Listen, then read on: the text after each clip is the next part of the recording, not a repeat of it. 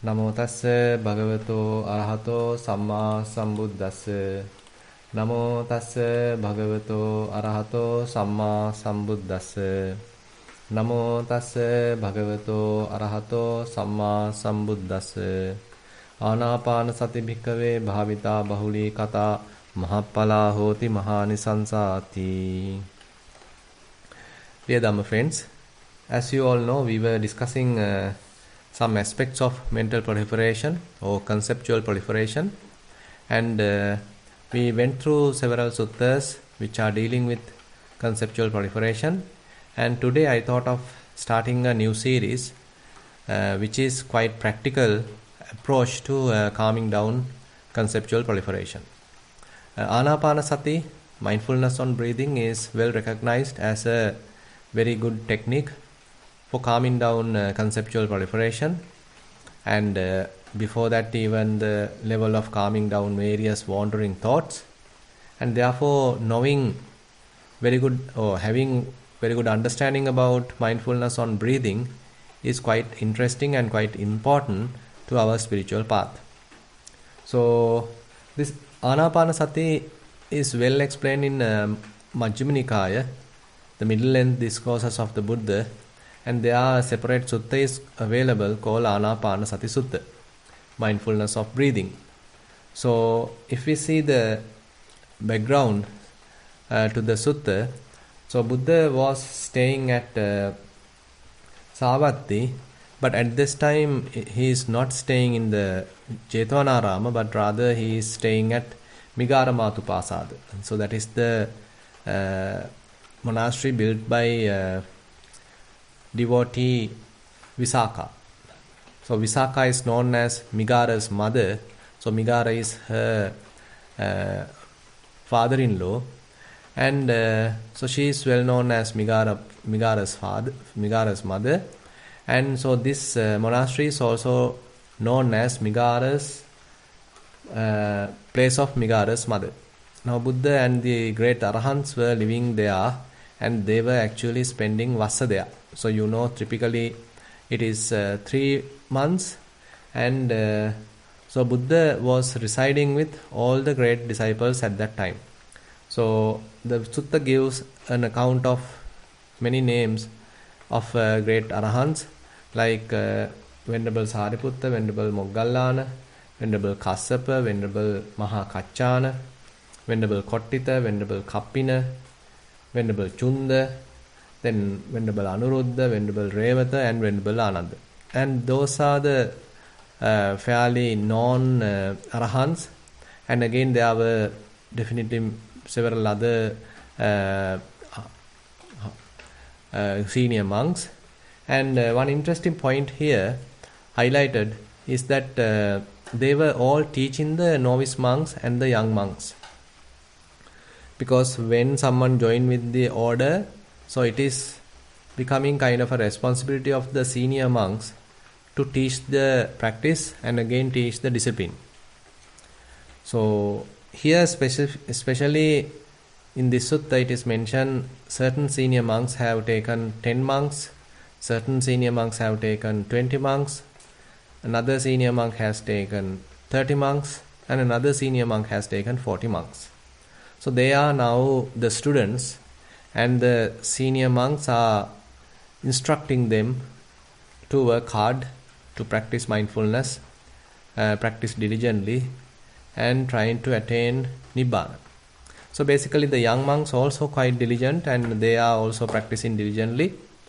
And as a result of that, now the 3 months are over, so the Vassa period is finished, and typically Vassa period is dedicated for secluded practice, heightened practice, and these monks also diligently practicing. And now at the end of the Vassa period, now Buddha summoned all the monks, and now they were sitting outside the temple or monastery, and they were in a open environment. So on one point we can see how even when the buildings are available, Buddha seems preferred to staying in the environment, more connected with the environment.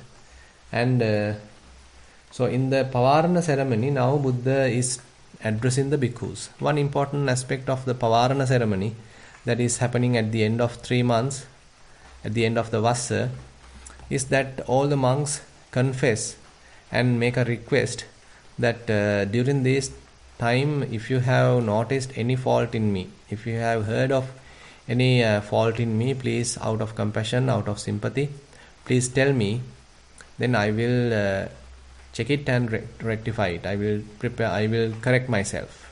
So that's a very interesting invitation that monks are making formally at the end of the 3 months retreat, 3 months was the period.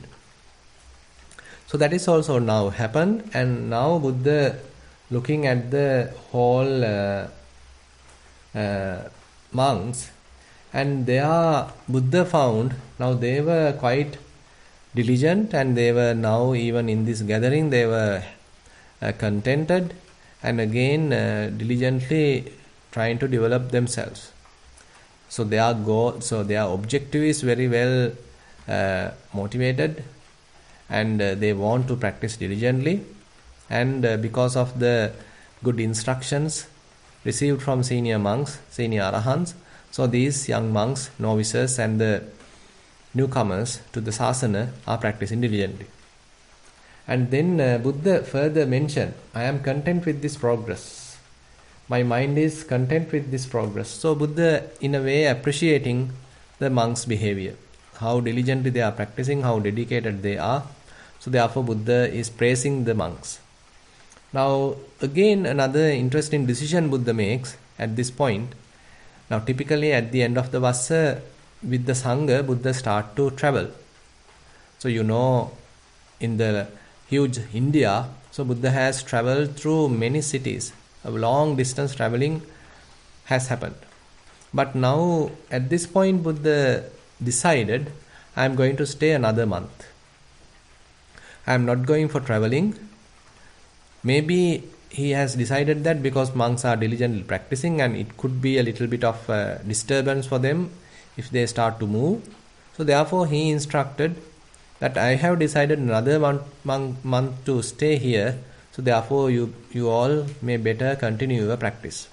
So this is the decision that Buddha makes. And now that notice or that news spreaded all among the monks. And again now senior monks started to further advise the other monks, and they also started to practice diligently. And now they are going through intensive practice. Now the 4th month is also finished. Now this is the rainy season. Now the whole rainy season has finished. Now according to the Buddhist calendar, there were 3 seasons. Now this is the rainy season. That is why it is Vassana. Now the Vassana period has concluded.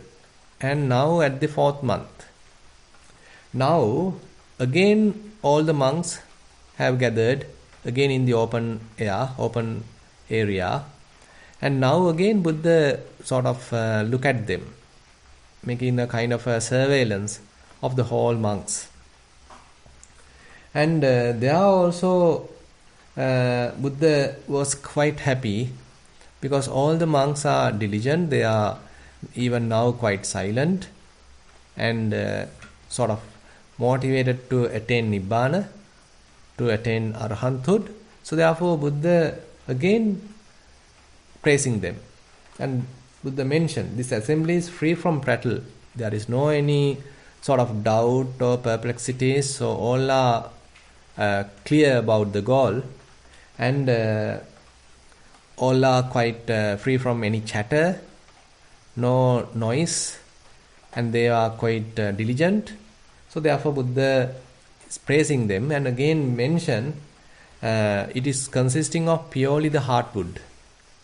So all the monks are not sort of slack in their practice, rather they are quite diligently trying to achieve their goal.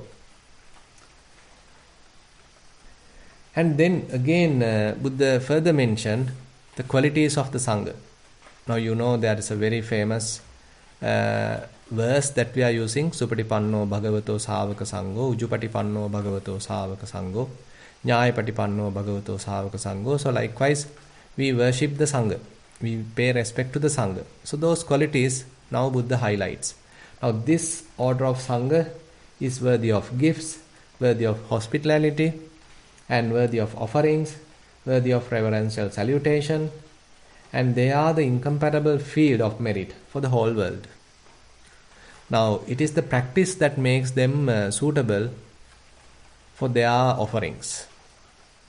So they are diligently practicing and they are minding their own business in a way. So they have their proper objective and they are doing it. So they become worthy of offerings. And now, further, now Buddha has decided to further explain about the crowd. Now Buddha mentioned that there are arahants in this crowd who have completely destroyed taints, and certain very good higher qualities of the arahants were explained in this sutta, like taints were destroyed, kinasava, who have lived the holy life, katakaraniya, done what to be done, laid down the burden, ohida baharo, and then reached their own goal, anupatta sadatto, destroyed the fetters of being, parikhina bhava sanyojano, and then are completely liberated through final knowledge. So, through their wisdom, now they have completely eradicated all the defilements and achieved the goal. So, they are the arahants. And then Buddha talks about the anagamis, the non-returners. So, they were completely destroyed the 5 lower fetters, and as a result of that, now they may not come back to this world, and they are destined to become arahants, and they are the non-returners, anagamis. And again, there are another group, they are the once-returners, sakadagamis. So they were able to completely eradicate 3 defilements, 3 fetters, and another 2 are fairly subsided, or fairly, we can say, weakened. So they are the sakadagami, or once-returners.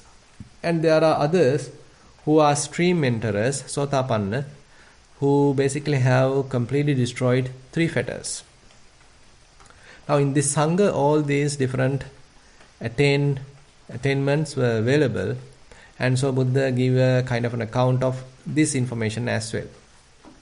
Now further, another interesting point highlighted, so that is the list of different practices that they were engaged with.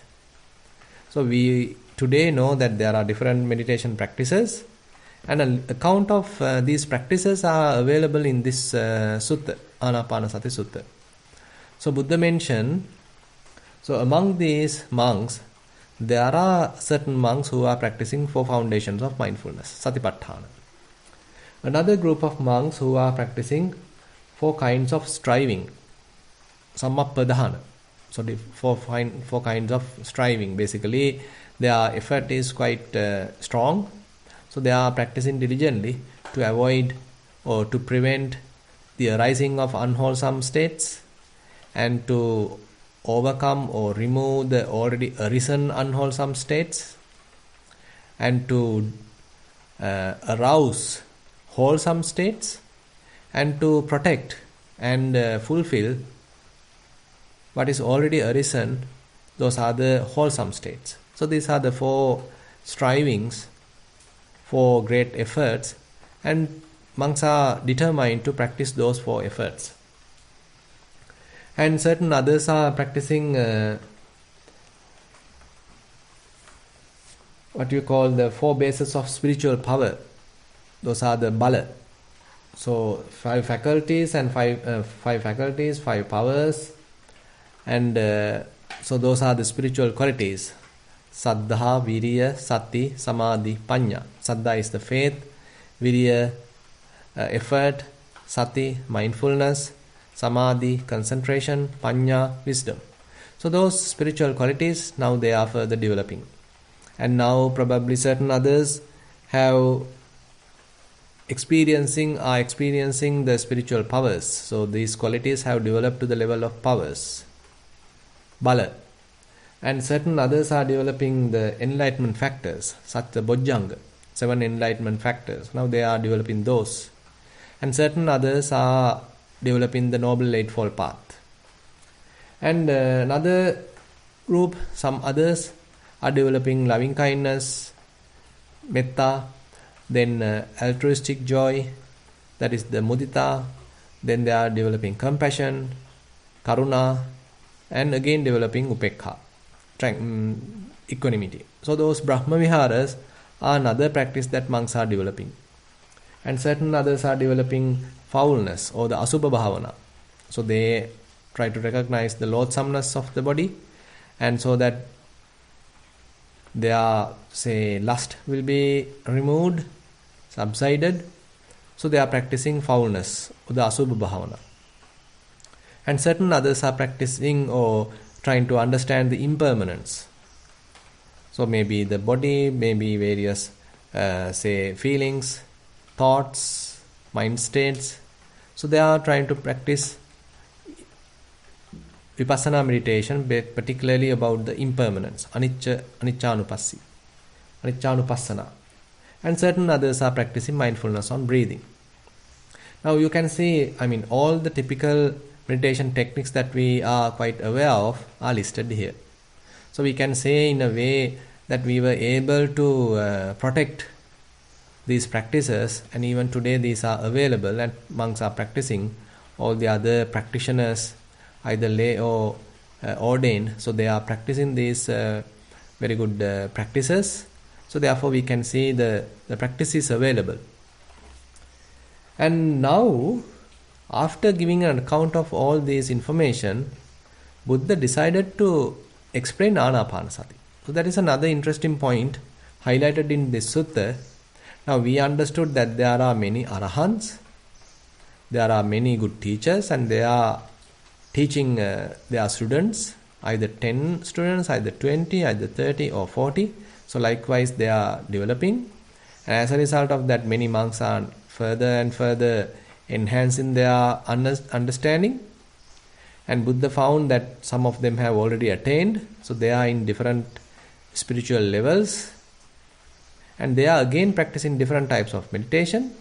And now Buddha decided to explain about Anapanasati. Interestingly, how to cultivate all those necessary qualities using Anapanasati. As I mentioned, there are various meditation techniques, but now Buddha comes up with a way how to develop all those spiritual qualities using Anapanasati. So this is in a way kind of a direct path. So just one technique is used, using which you are moving forward further and further. So therefore, on the other hand, we can say Anapanasati is a practice which anyone who already developing certain other techniques can occupy, can use. And again, another point is that it is not the way that we like. We got to practice Anapanasati, but now Buddha is going to explain how he wanted us to practice.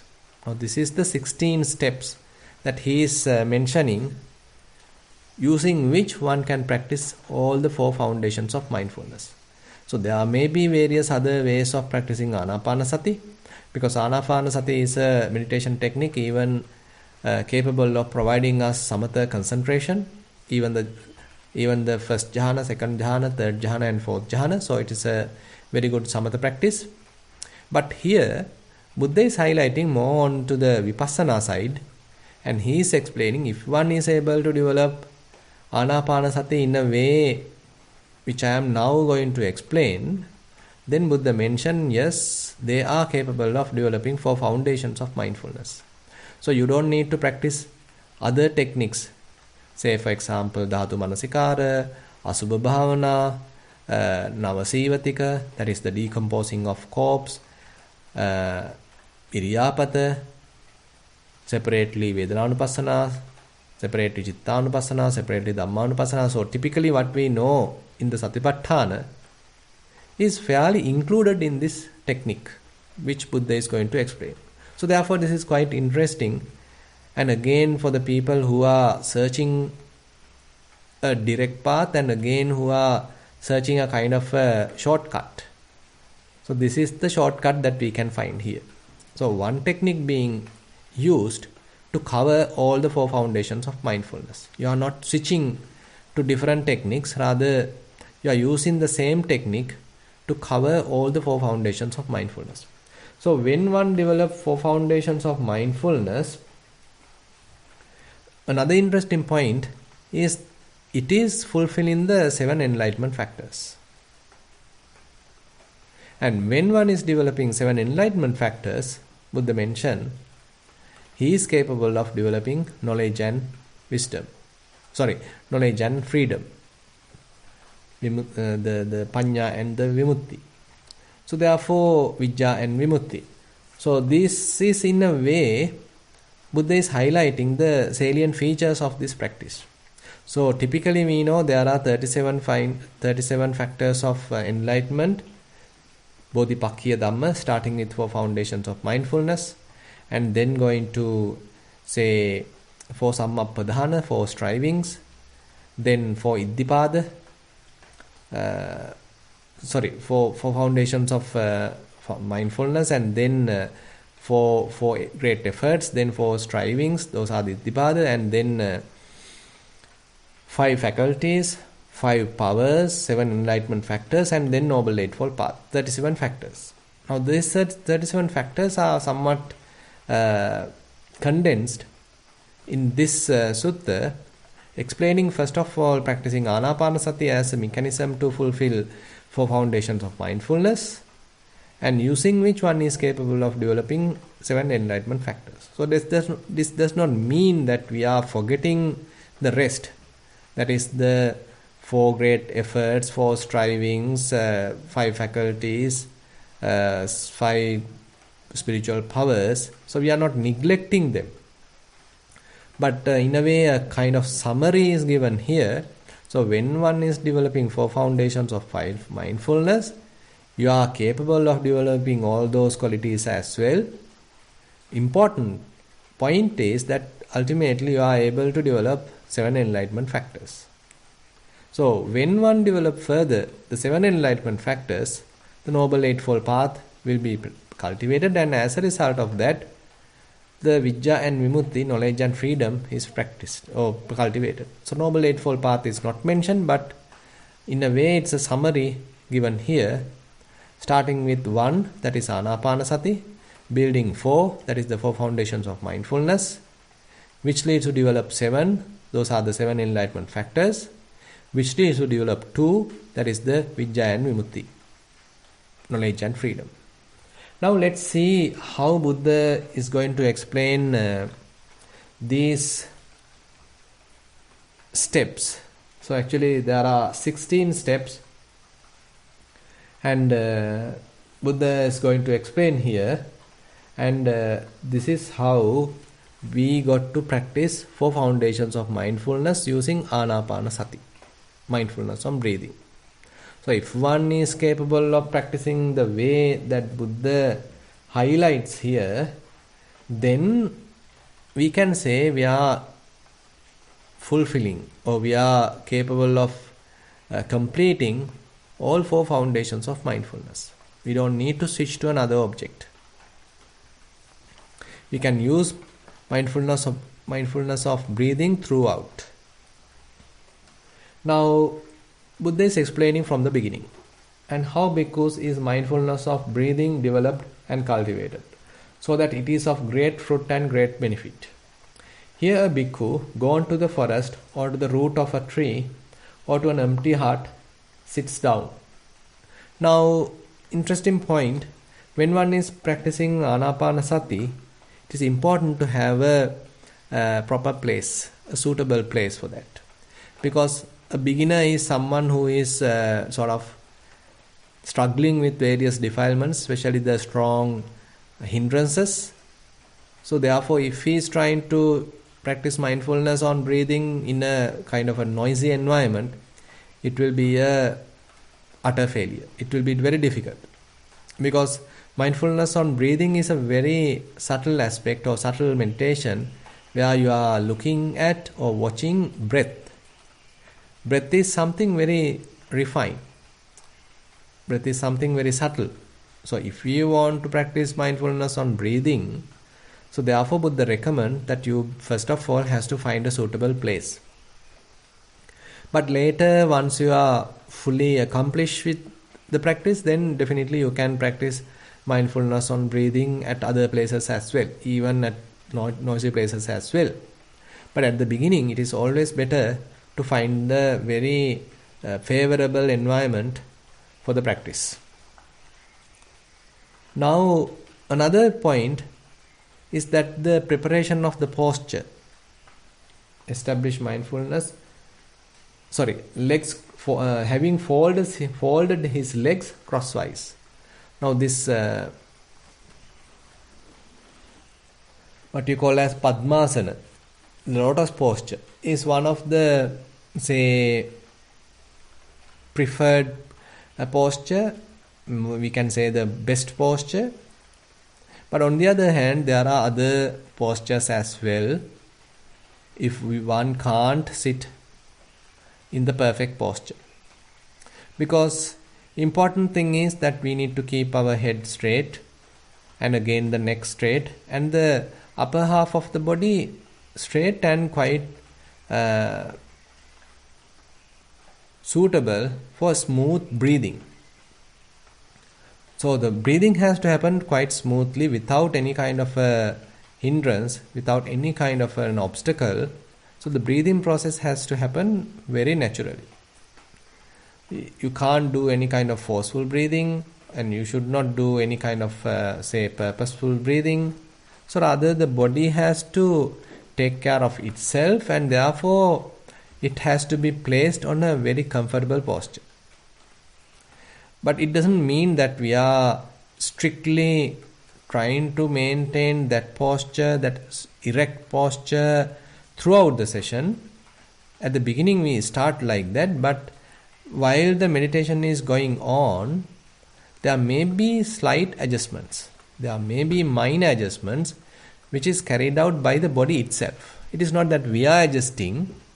We start with a fairly good posture, but while the meditation is going on, automatically the body may do slight adjustments that we should allow. Because body know what is the most comfortable posture. We don't know it in a way. So we are theoretically making the body erect and keeping it quite comfortable, and again quite symmetrical. So that is the best posture that we can think of. And while the meditation is going on, the body may do minor adjustments by itself. Now, assume that in the middle that you found those minor adjustments have happened. Now if you immediately try to correct your posture, then you are disturbing the process. So if you found that the posture has fairly distorted and you need to correct it, then if you feel it really like that, then probably you can do it carefully, slowly, without disturbing the ongoing meditation. Because as you are continuing mindfulness on breathing, mindfulness is started to grow, and again the concentration start to grow. So at that time we should allow that ongoing process to happen smoothly without disturbing it. So that's why immediately correcting one's posture is not suitable. So you have to do it carefully. One approach is you can simply maintain your attention on the breath, and in the background you are making the correction to the posture.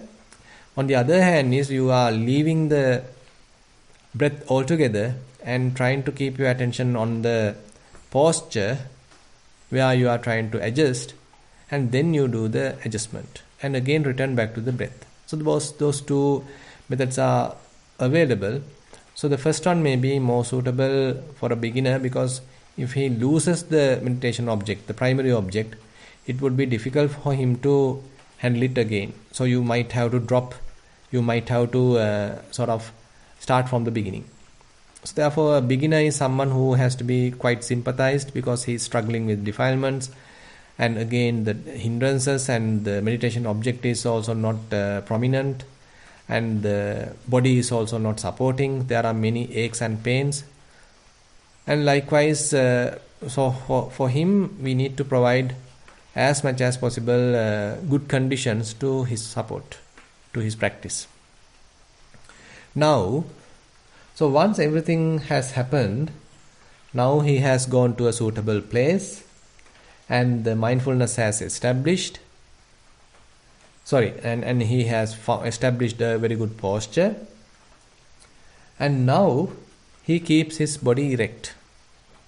And mindfulness is established in front of him. In front of him, in the sense, you are keeping your attention at the nostril. Establish mindfulness in front of him. Ever mindful he breathes in, mindful he breathes out. Now this is the mere establishment of mindfulness using the breath. We can say the bare attention part. In Satipasala, our Rakusamin Wahanse, Bhante Dhammajiva, used to say it as a satimatre. So this is the bare attention. So this is the very basic, we can say, ignition of mindfulness. So we are using a subtle object, that is the mindfulness of breathing, using which we are trying to establish mindfulness. So we are not yet trying to go, the subtle levels, but simply using breath as an anchor to the mind. You know that typically our minds are wandering here and there, and to the past, to the future, daydreaming, fantasizing, fabrication, regression, and all worrying, and all sorts of problems are there. So that is the nature of the mind. So that is the mind that we are trying to cultivate. And at that time, we are using breath as an anchor. So whenever mind wanders, again and again we are bringing it back to the breath. From breath is the, in a way we can say, appear like the workshop for the mind. Again and again he has to do something at the breath. So it is leaving out, again we are bringing it back. Again it is getting distracted, again we are bringing it back. So likewise we may have to do that, say for example, million times, because at the beginning mind is not used to do this process. We may have convinced that it is necessary to do, it is important to do, it is necessary to develop mindfulness. We are quite convinced.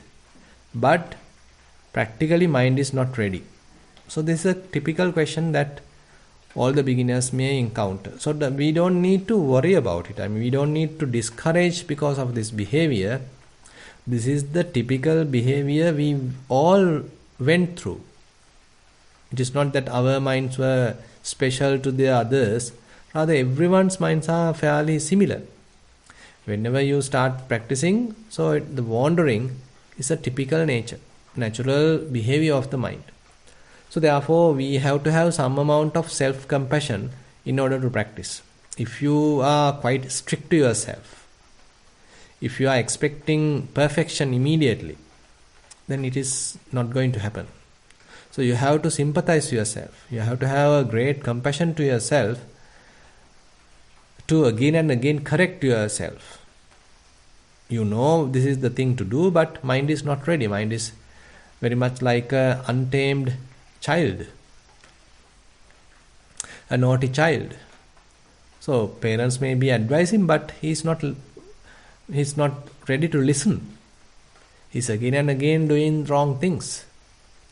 But they are the children, and again, so parents are the parents. So parents should not be so cruel, and parents has to be sympathetic to their children, compassionate to their children. Even the children are doing the wrong things. So you are doing some sort of a similar thing here. So you are now like a parent, a mother, looking after the parent, looking after the child. So child is a mind. It is a childish mind, we can say. So even though you know this is what to do, but the mind is quite childish. It is jumping here and there, thinking this and that. So that is the typical nature. So again and again you have to be sympathetic. Again and again you have to have self-compassion, so that you are again and again keeping your mind back in the breath again and again. Now, so this is the establishment of mindfulness. Now, in order to facilitate this process, you can use certain tools like, say, for example, counting. First in-breath and out-breath, you are counting as 1. Second in-breath and out-breath, you are counting as 2. Third in-breath and out-breath, you are counting as 3. So likewise, you can continue. 1, 1, 2, 2, 3, 3. So likewise, you are noting when you are experiencing in-breath and out-breath. And you can lead till 10. And after that, you can come back to 1. Assume that you got distracted in between. Then you can again have to come back to 1. So likewise, you can train. Another option is you can simply label or simply note what is going on. Say, for example, when you are experiencing in-breath, you can note it as in. When you are experiencing out-breath, you can note it as out. In, out. So this is the typical labeling technique or typical noting technique which is widely used. Because it is very much like you are confirming the physical process mentally. There is a physical process going on and you are quite aware of it and you are fairly confirming it. You are in a way seconding it. You are proving it. You are acknowledging it.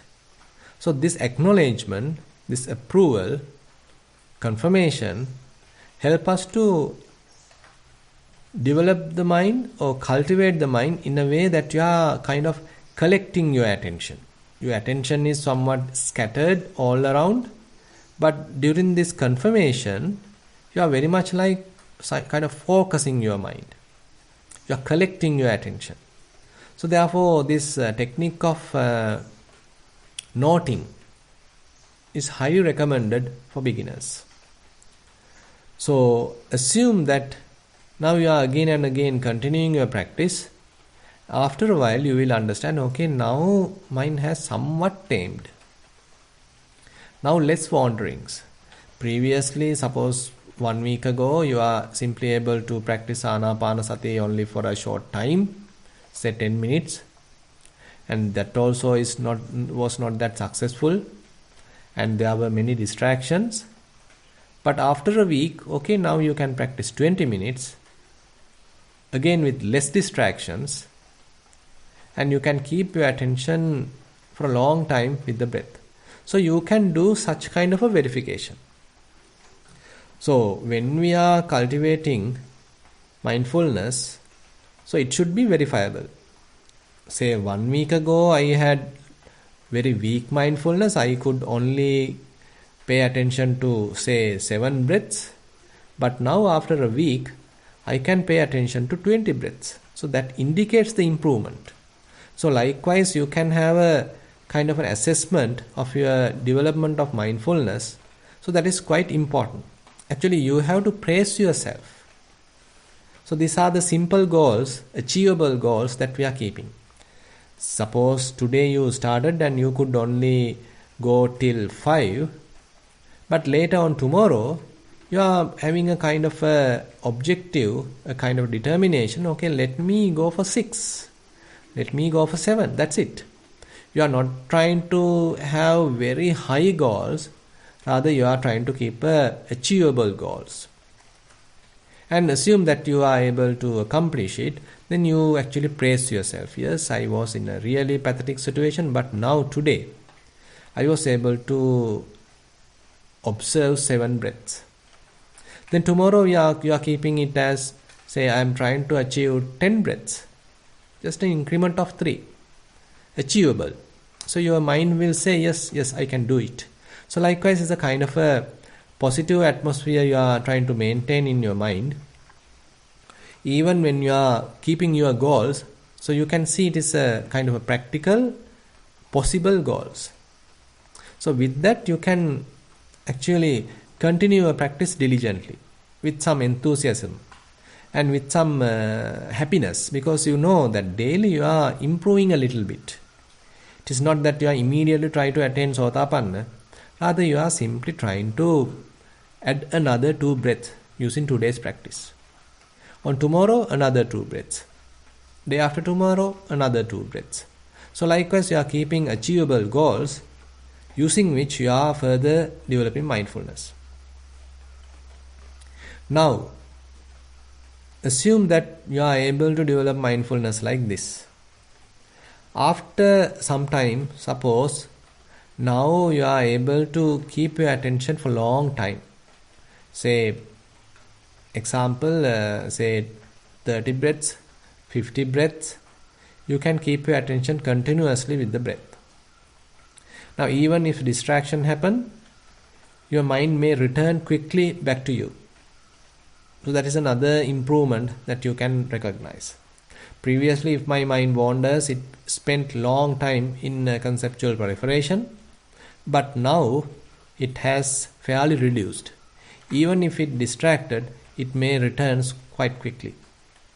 And on the other hand, there are certain other interesting findings that you can even recognize at this level.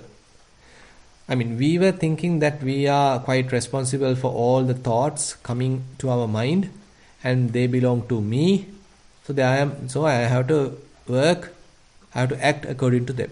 But now you understood, so you have some other refuge. So your mind has some other refuge. So that is the breath. It doesn't mean that the thoughts are not coming. Thoughts are coming. But now you know that they are merely thoughts. You are not supporting thoughts.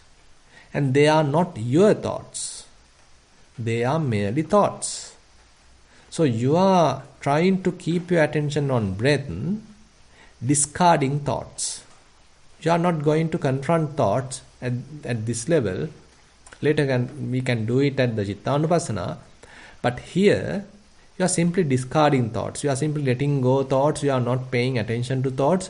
You are, as quickly as possible, you are trying to come back to breath. So breath is your safe refuge. Breath is the anchor. Breath is the home. Breath is the safety place. So therefore, breath has become the refuge. So therefore, as much as possible, the yogi is trying to maintain his attention on breath. So breath is the most prominent object at this level. So as much as possible, you are trying to keep your attention on the breath. You are in the sitting posture, you are cross-legged and you are keeping your attention at the nostril and trying to keep your attention on the breath. And again, another point is, you are keeping your attention at the nostril and you are not following the breath. Following in the sense, your in-breath may passing in. It may go through the nostril and go to the nasal passage and maybe the respiratory duct and come into the lungs. So likewise, that's a kind of a direction. But you are not following the breath. You have to keep your attention at the nostril. Similarly, the out breath. It may coming out of the nostril and it may go out. But now you are not following the breath, the out breath. You have to keep your attention at the nostril. So this is very important. You are not following the breath. So therefore, Buddha typically sort of analogues to the breath as a gatekeeper. Sati dovariko bhikkave ariya savako. Sati dovarika. Mindfulness as a gatekeeper. So the task of a gatekeeper is always at the gate. He may check the identity, he may check the passport, or he may check the whatever the valid documents. And if they are correct, then he will let the person to go in. He is not following the guest.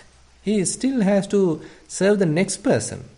He therefore has to stay at the gate. When they are coming out, also the similar. If he has returned something, he is returning. If he has to get a signature, he is getting it. And then he allow him to go out. He is not going after him. He has to attend to the next person. So likewise, his task is always around the gate, closer to the gate, at the gate. So similarly, When we are developing mindfulness on breathing, our place of attention is at the nostril.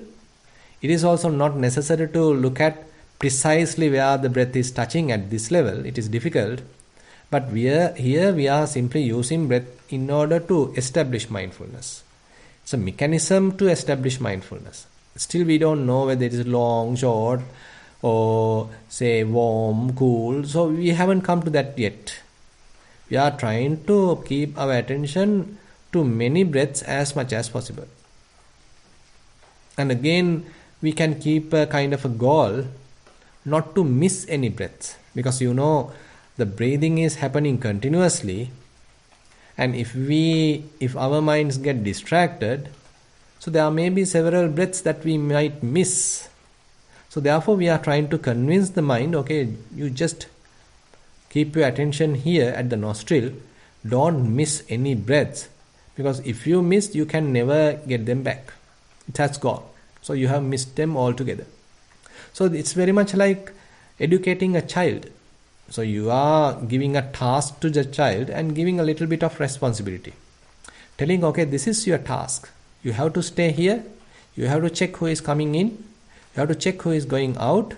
If you shift out of this place, if you wander from this place, there may be others coming and going without your knowledge. So therefore don't miss them. Don't do that. So likewise you are educating the mind to keep your attention at the nostril and the breath. Keep your attention at the nostril and paying attention to the breath, and not to miss any breath. So this is very much like the establishment of mindfulness. So actually we haven't come to the 4 steps yet. 4 steps are coming next, which specifically Buddha mentioned, which belongs to Kaya Anupassana. But what we have explained today is also, we can say, belong to Kaya Anupassana. But these are the preliminary stages. Buddha hasn't given a number to it. Numbers are starting, steps are starting from next point. Actually, we can cover from next week. And what I have discussed today are the most, preliminary adjustments, preliminary requirements, and how to develop mindfulness just by keeping our attention on the breath and just to establish mindfulness. So once we establish mindfulness, then we have to move forward, and that is explained through 4 steps in Kaya Anupassana, another 4 steps in Vedana Anupassana, another 4 steps in Chitta Anupassana, and another 4 steps for Dhamma Anupassana. So we'll discuss further next week's and coming weeks. And with that, I like to conclude today's Dhamma sermon or Sutta teaching. Now I like to open the session for questions. Thank you, Bhante. Sadhu, sadhu, sadhu. So if we have any new friends that's joining us for the first time, you may ask questions by raising your hand, or you can send them via chat. Radhika, I'd like to invite you to ask a question. Thank you, dear. Bhante, can you hear me? Yes, but if you could make it a little louder, that's much better. Oh, I'll bring it closer to me. Okay. Is that better, Bhante? Yes, yes. So, I spoke with you last week, so I increased my walking and decreased my sitting meditation. Uh-huh. I'm telling you about my walking meditation today. Right. I couldn't get I didn't really do a whole hour, but I moved from 30 to 40. Some days it wasn't very good, but I tried to do from 30 to 40, not straight away for 1 hour. So I practice my walking meditation with my awareness on the sole of the foot. I felt a hardness or a tightness on the heel of my foot, and a spreading pressure in the ball of the foot as and when it made contact with the floor. I was aware that the heel touched the ground first, and then the ball of the foot when I put my foot down. I also felt the weight of my body as each foot touched the ground. The weight was heavier on the right foot and lighter on the left foot.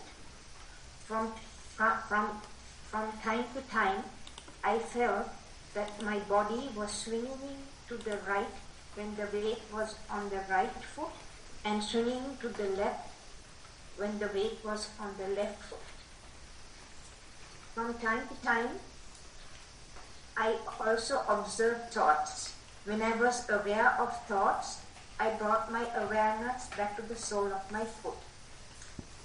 From time to time, I was aware of a very subtle sensation on my face. It felt kind of cool. When this happened, I also went to my breath, and I was aware of my breath at the nostrils, and the breath going in was cooler than the breath coming out. So when I noticed that I have moved from the foot to my face, because I felt like a cold sensation or a subtle sensation on my face, and the breath again I had to bring it back to the foot. When I stopped at the end of the path, I observed the intentions to stop. I turned right, one foot at a time. I placed my foot flat on the heel and the ball at the same time, touching the floor at the same time, unlike when I was walking. And then I turned one more time, and then I started walking back. So that was my walking meditation, Bhante. I'm not saying that every day it was the same. Some days I was thinking more, or I was restless or whatever. But that was a summary of all the days, like the best I got or whatever. So please can you advise me on how to improve or what I should be doing, or if I'm doing it right? Yeah, actually you have done quite well, and the way you have approached is correct. So the foot is touching the ground, and as much as possible now you are able to keep your attention there, and seems that you are not currently doing any kind of noting. Rather you are able to pay attention without any noting. Am I correct? No, I started it with noting, and then when I noticed it, the feeling like this, yeah, then noting stopped. Yeah, that's but right. It's correct. Yeah, that's right. So you are now capable of doing it without noting as well. So at the beginning, you of course on and off, Bhante. I'm not. When I start every day, I can start like this. That's why I said it's the best what I got. Yeah, no problem, because I mean still. Mind has the tendency to wander, so we start with noting, and we are using that tool to tame the mind to some extent. And once we realize that mind has now somewhat tamed and no need to use noting, then we discard it, and we are trying to keep our attention very quietly. So that is an improvement. So that is an indication. That's an indication that mindfulness has fairly developed, and mind has come to a more sensitive, subtle level, and we, with a very quiet mind, we can observe what is going on at the foot. So that is an improvement. Now at this time, probably you can try to recognize other features as well. Say for example, at the beginning you probably understood only the hardness, but later, once the mindfulness has fairly established, now you can give a little challenge to the mind. So there is not only hardness, but there are other features as well. There may be smoothness, there may be roughness, there may be sort of wetness, dryness. So likewise, you are giving a little bit of a challenge, kind of an inquiring nature to the mind, so that it will try to inquire things. It will try to sort of examine things more closely. So that helps to further develop clear comprehension, sampajanya. Because mindfulness has once somewhat improved now, so we are not satisfied, or we are not simply stopped there. We are now using that to further comprehend the situation, further sort of examine the situation, examine the data, examine the phenomena as much as possible. So therefore you can sort of give another task to the mind once you reach the mindfulness. After you stop noting, now you assign the mind, okay, now you have to watch carefully, examine the situation carefully. Actually, you have done that also, because that's why you are able to understand how weight transfer happen from one leg to the other leg. So those things you are already doing. So it seems like you have recognized the technique now. Practically, you are doing it. It's a matter of further and further improving it, increasing the practice. The reason that I'm doing it on a hardwood floor, it's outside, it's cold now, so I'm practicing outside. Yeah. I practice on a hardwood floor. So before, if I'm doing it in the grass, I would feel different sensations. Or there is a woodland walking path, I used to feel the prickly sensation because it's like wood shavings, or it's not sand, it's something different, like mulch that they have put. So then I used to feel a different sensation, but right now I'm doing it on inside the house in a hardwood floor. Yeah, that's fine. No problem. That's fine. Carpet, I feel it softer. Yeah. But right now, at a longer walking, I'm doing it on a corridor. Right. Not carpeted. No problem. No problem. I mean, those are the different textures that we can come across. Time to time, we can, even change it just to have a kind of a variation. So, no harm. Right. No harm. You are doing well. So, now for the sitting meditation, yeah, I found that if at the time of the walking meditation, I have gone to the breath, then my sitting is even better. So, like I told you, when I'm walking, then I feel like a cold sensation on my face. That's because that's the open area, right? Like if I'm a dress, my hands and all are covered. So, or blouse or shirt or something. So then I go to the breath, and then after that, when I sit, it's good. It's a sitting because I'm straight away going from a very good feeling of the breath, cold and warm, onto the sitting, right? Yes. But I make the sitting shorter so that I don't get sleepy at the end. Sometimes I feel like a tingling sensation on my body. Again, I have stopped the in-out at that time. Right? I'm not saying in-out. I start with in-out for the in-breath and the out-breath. It's fairly short, I say, on average. There are some days it's a bit longer, or I have run upstairs or something and it's different. The breathing is different, but generally, but then I feel this kind of on either side of my body near the arms, like vibrations. Good. Then, yes. Fall asleep. Then, of course, I don't fall asleep. But I try to be still again with the breath, but sometimes I move to these sensations. Yeah. So good. Basically you are practically now doing it, and practically you are experiencing it and trying to explain it, and that is what is needed. Actually, we can learn many things, read books, listen to Dhamma, but unless we practice, unless we experience things as it is happening to us, so we are not really doing it well. So now you are practicing to yourself, so that is the most important thing.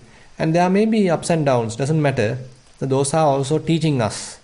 Suppose one session you are doing well, another session not doing well. So that is also something to learn. That we are learning. These are the things. This is the way it is, and this is the way the eight worldly phenomena are happening. So it is true to me. It is common to everyone. So likewise, even you are practicing. Even you are applying those teachings to the practice. You are diligently practicing. So that is the most important thing. And another point is that typically during walking we are not encouraging Anapanasati, because there are other benefits we can gain through walking. Because if we practice Anapanasati while walking, actually there are certain other benefits that we are missing. On the other hand, we are gaining certain other benefits as well. But certain benefits that we are missing. Say, for example, in walking, so constantly the object changes, and the place of object also changes. So we have to quickly change the position of our attention, the location of our attention. That is a skill that we have to develop. So that actually helps to control the mind. to navigate the mind to where we need. At first, suppose we are keeping our attention at the left leg, and after that, after a couple of seconds, we have to keep our attention back on the right leg. Now it's a completely different place, maybe about 1.5 feet in front. So the location has changed, object has changed, so we have to quickly do that correct aiming. So therefore, walking meditation has many other benefits when we are doing like that, rather than we keep our attention at the nostril and do the walking. Yeah. All right. I wasn't doing it on purpose. It just happened. Yeah. It can also happen like that, because now your mind is more used to be with the breath. So even when walking happens smoothly, it may return back to that habitual place. So at that time, yes, no problem. That naturally can happen. So when it happens, you can walk only for a small period, and then you can return back to the sitting, because it indicates that the mind is now willing to practice Anapanasati. It has already gathered momentum to develop Anapanasati, so you can do smoothly while sitting now. Thank you very much, Bhante. Everyone Sanai. Thank you. I'd like to invite Chitta Devi to ask the next question. Thank you, Jennifer. Bhante, it's just want to get your opinion really. Mm-hmm. This time when the Buddha was addressing the monks, they had been practicing for several months, and he actually stayed on for another month. Mm-hmm. And he was addressing these arahats and who were training the younger ones, and the Buddha was very satisfied with what was going on. Yeah. These were all monks who were potential arahats. I mean, some were Sotapannas and Anagamis and Shaktagamis. So he was addressing a very profound set of monks. So I have heard certain monks who have been preaching saying, that's why I like your opinion, that this is Anapanasati is not meant for beginners, because the Buddha was really addressing this very advanced senior people who were potential arahats, and so this is only for the Anapanasati is meant for those who are at a high level, not for beginners like ourselves. So I just like to put the question to you, Bhante. Yeah, interesting. So this is actually, this is one extreme that some people are telling, and the other extreme is also there. One group of people are telling, okay, this is quite advanced, so it is not for beginners, so therefore don't go for this quickly. So rather you have to do something else first for several years or something, that you have to practice something else, then only you have to go Anapanasati. So this is one type of explanation one certain group of people are doing. On the other hand, some are doing the opposite. They say, okay, there is no point of practicing Anapanasati at all, because this is just the air. Simply looking at air, what is the benefit? So they are simply criticizing, telling that no point of observing air at all.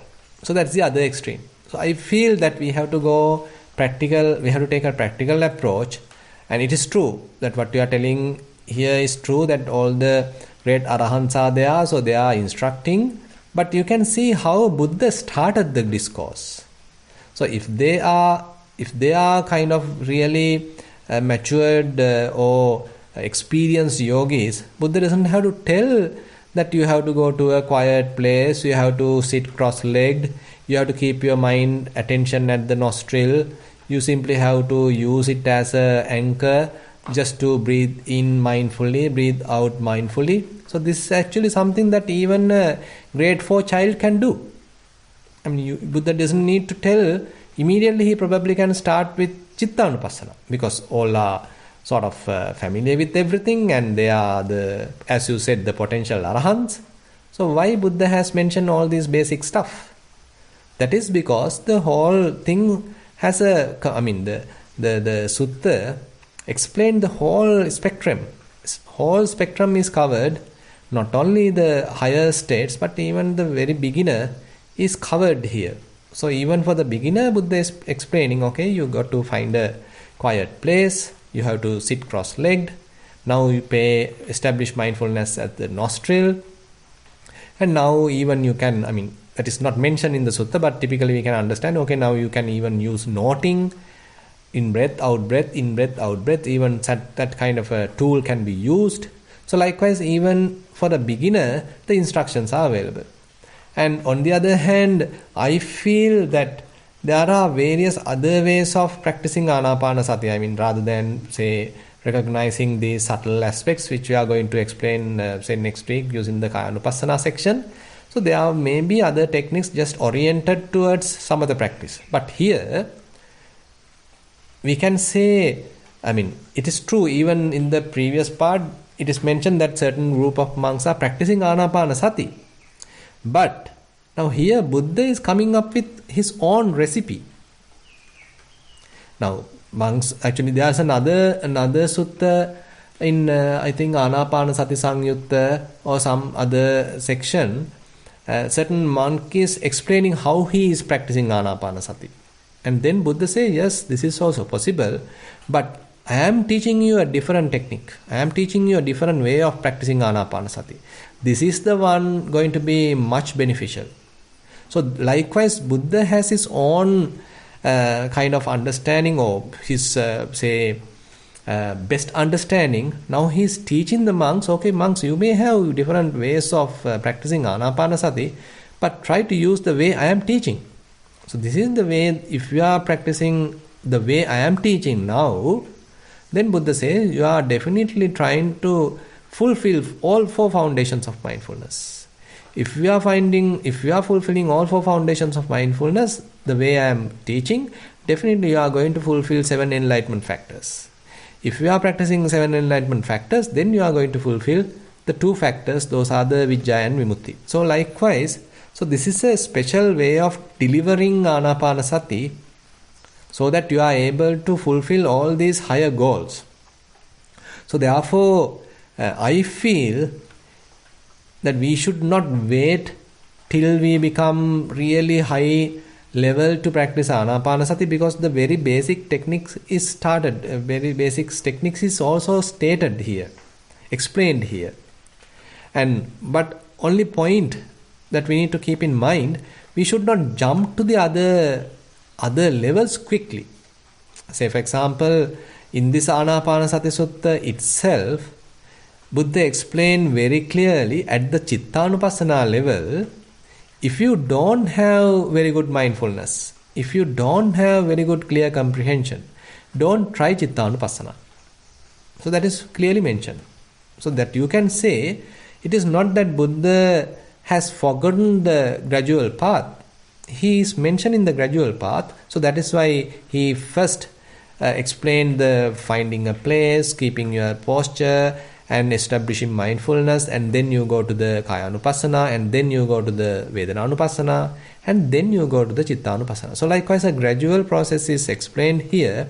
So therefore, I feel that everybody can practice Anapanasati, but on the other hand, we also need to admit that, say, certain other things, like rather than immediately coming to sit, so you can spend fair amount of time in walking, so that you are sort of preparing your mind, you are sort of, fairly training your mind to further focus onto foot, so that you are somewhat established mindfulness. So with that developed mindfulness, now you are coming and sitting. So that is also a good thing. And on the other hand, if you are in a really sort of angry mood and you are trying to practice Anapanasati, that is also not recommended. Probably at that time you can practice a little bit of metta, and after you are able to keep your mind back on the typical neutral mood, then you can practice Anapanasati. On the other hand, if your mind is extremely lustful, then immediately practicing Anapanasati also might not be easy. Rather, you can use a little bit of Asubha, and after your mind again become neutral, you can practice Anapanasati. So those are actually possible, and those are valid points, and therefore I feel that we don't need to wait till we become really mature to practice this thing, but we can try. Yes, Bhante, I have heard this many times, so I do the Anapanasati because that is how we were taught from the very beginning. But I must say it took me a long, many years to actually come to some level. But that, I mean, when if you're a real beginner, then that's why I put it to you. Because sometimes it will start as a basic beginner, and I mean, very young people, I mean, I'm told, but I have heard Dhammajiva Hamdru saying that your children are the best, so maybe it's a good thing to start as a child. I don't know, but we started when we were older, so that's why I asked him, because I hear this often, and I don't agree. Actually, for me, I don't agree, but then I just like to wanted your opinion as well, Bhante. Yes, I understand. Yeah. So actually, I mean, these are valid points, and that's why I said that when we are angry, when we are sort of lustful, rather than immediately practicing Anapanasati, we can do a little bit of preparation into the mind. And so likewise, we can practically do that, and that can be included. And typically in Sri Lanka, most of the monasteries, without immediately going to Anapanasati, they do the guardian meditations. You know, the Chaturarakha, Metta, Marananusati, Asubha, and loving kindness. And what you call Buddhanusati. So those were found practiced to some extent, and then slowly go to Anapanasati. I mean, these are depending on the individual as well, because certain people, they have kind of faithful mind, and they need to practice a little bit of Buddhanusati and then Metta, so keep the mind quiet and say pleasing and happy, and then they come to Anapanasati. Then the practice of Anapanasati will be quite smooth. It's very much like, I mean, say Anapanasati is like a kind of a highway, and if you are not yet in the highway, you have to go to the side paths. So those side paths are the other techniques like Metta, Buddhanusati, and all those things, and using them you can then actually have to come to Anapanasati on one day. Yes, Bhante. Yes, thank you. Yeah.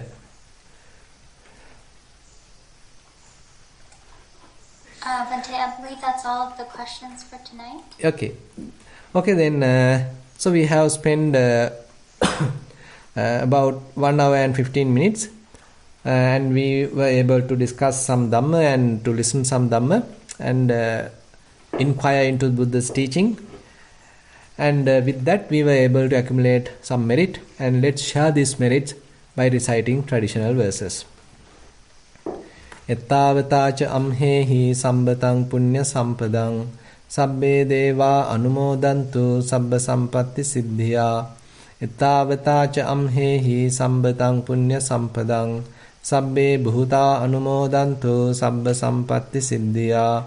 Ettavata cha amhehi sambatang punya sampadang sabbe satta anumodantu sabba sampatti siddhya. Akasattha ca bummattha devanaga mahiddika punyantang anumoditva chirang rakkhantu sasanang. Akasattha ca bummattha devanaga mahiddika punyantang anumoditva chirang rakkhantu desanang. Akasattha ca bummattha devanaga mahiddika punyantang anumoditva chirang rakkhantu mamparang. Idang vo ñātīnaṃ hotu sukitā hontu ñātayo. Idang vo ñātīnaṃ hotu sukitā hontu ñātayo. Idang vo ñātīnaṃ hotu sukitā hontu ñātayo. Imina punya kammena māme bāla samāgamo satang samāgamo hotu yāva nibbāna pattiyā. Imina punya kammena māme bāla samāgamo satang samāgamo hotu yāva nibbāna pattiyā. Imina punya kammena māme bāla samāgamo satang samāgamo hotu yāva nibbāna pattiyā. Sadhu, sadhu, sadhu.